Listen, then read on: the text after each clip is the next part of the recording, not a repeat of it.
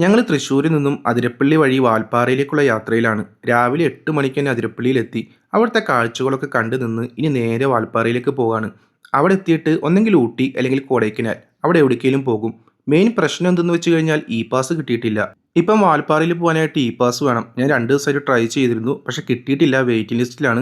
പിന്നെ ഈ വഴി തന്നെ പോകണം നല്ല ആഗ്രഹമുള്ളതുകൊണ്ട് അങ്ങനെ തന്നെ പോയി നോക്കി.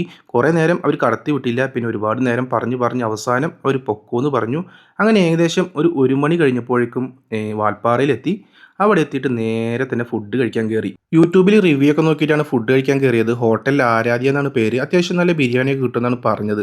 അപ്പോൾ നമ്മൾ കയറിയിട്ട് ചിക്കൻ 65 ബിരിയാണിയാണ് ഓർഡർ ചെയ്തത്. അത്യാവശ്യം ക്വാണ്ടിറ്റി ഒക്കെ ഉണ്ടായിരുന്നു. ഒരു എഗ്ഗ് ഉണ്ടായിരുന്നു. പിന്നെ കുറച്ച് സാലഡ്. വാഴയിലയാണ് സെർവ് ചെയ്തിട്ടുള്ളത്. അപ്പോൾ അത്യാവശ്യം നമ്മൾ കഴിച്ചു നോക്കി ബിരിയാണി. കുഴപ്പമില്ല. ചിക്കൻ ക്വാണ്ടിറ്റി ഒക്കെ കുറവാണ്. എന്നാലും അത്യാവശ്യം ടേസ്റ്റൊക്കെ ഉണ്ടായിരുന്നു. ഹോട്ടലാണെങ്കിലും അത്യാവശ്യം നല്ല സ്റ്റാൻഡേർഡൊക്കെ ഉള്ള ഹോട്ടലായിരുന്നു.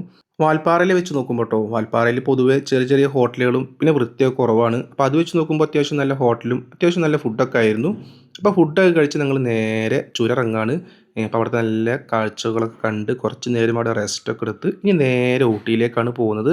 അപ്പോൾ അടുത്ത പാർട്ടായിട്ട് നമുക്ക് വീണ്ടും കാണാം.